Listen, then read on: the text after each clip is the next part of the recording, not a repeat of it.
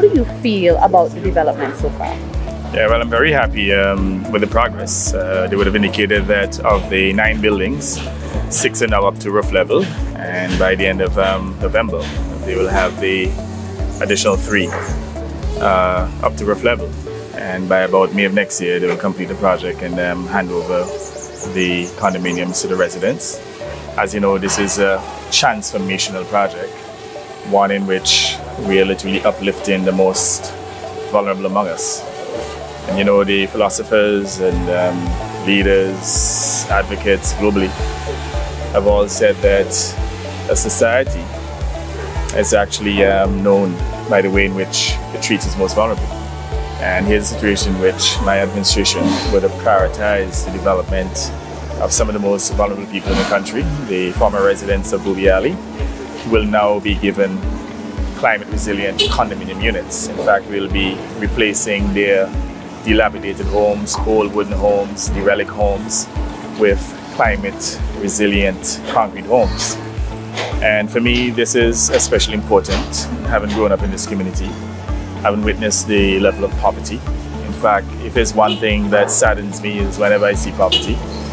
And I know it'll take some time to eradicate the pockets of poverty within this country, but it is something to which I am totally committed to ensure that we give the poor and vulnerable a chance to advance.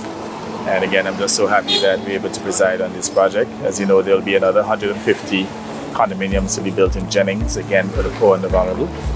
And you would see that my administration is committed to assisting the most vulnerable. In fact, there are many other needs, competing needs.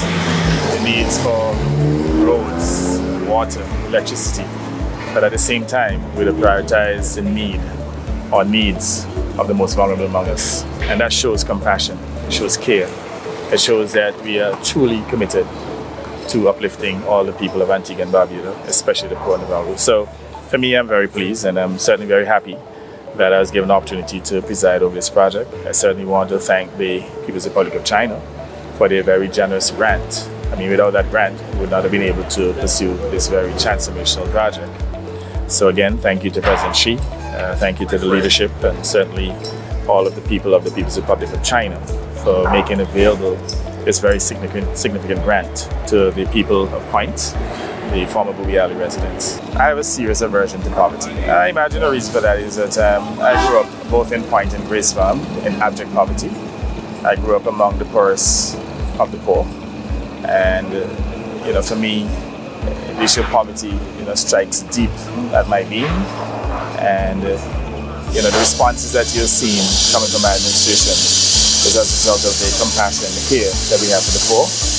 We will go beyond the development of this project here at Booby as well as the one in Jennings. As you indicated, we are now rolling out a home improvement project in which we'll be providing up to $50,000 concessional loans to very poor and vulnerable families to help them to improve their homes, to rebuild. And we'll also have initiatives practically in every single constituency in which we'll continue to build out a number of homes to cater for the most vulnerable, to cater for the indigent, to also cater for even those who are seeking to transition from the low class to the middle class. And we have already mandated National Housing to literally propagate thousands of plants so that we can beautify this facility and to soften it so it doesn't look like a concrete jungle. So we'll be asking the residents to upkeep these plants and also to ensure that they dispose responsibly of the garbage, that they take care of the facility, because it'll be unfortunate if they come and ghettoize the facility. I mean, recognizing that the whole idea was to uplift them, to give them better living conditions so that they and their offspring, could enjoy good living standards. There will be educational programs to help them to transition, to increase awareness, to let them know the rules. First of all, the rules will be developed and disseminated, and we will have town hall meetings with them before the actual properties are handed over to them so that they can understand what is expected, and for them to understand too that there will be strict rules, strict penalties, and we expect them to cooperate. Because the last thing I would want to know is that maybe a decade or two from now that this facility turns out to be a giant ghetto. I mean, that was never the intention. It's about uplifting people, and we want to provide these very vulnerable people and their family members to be in a position in which they can enjoy good living standards and that they can literally transition eventually into the middle class. So we don't expect many of them to stay here. We expect that as we uplift them, they will also develop themselves educationally, skills-wise, so that they can get better paying jobs and so that they can even move from these facilities into middle-class facilities so that any future poor and vulnerable persons can literally get some form of transitional residency here. All the responsibilities cannot be placed on the government.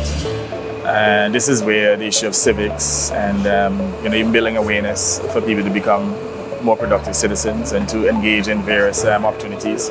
With this community, for example, you have two well-known bands.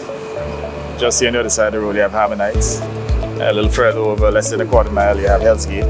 And we will expect the parents to engage their youth in productive facilities. In fact, I'm going to transform this ICT center very shortly into a music studio, utilizing AI technologies so that the residents of this community, they can go there, use a computer to generate the lyrics, with the various software to generate the lyrics, generate the music, so that what I want to see in this community literally is a cultural renaissance.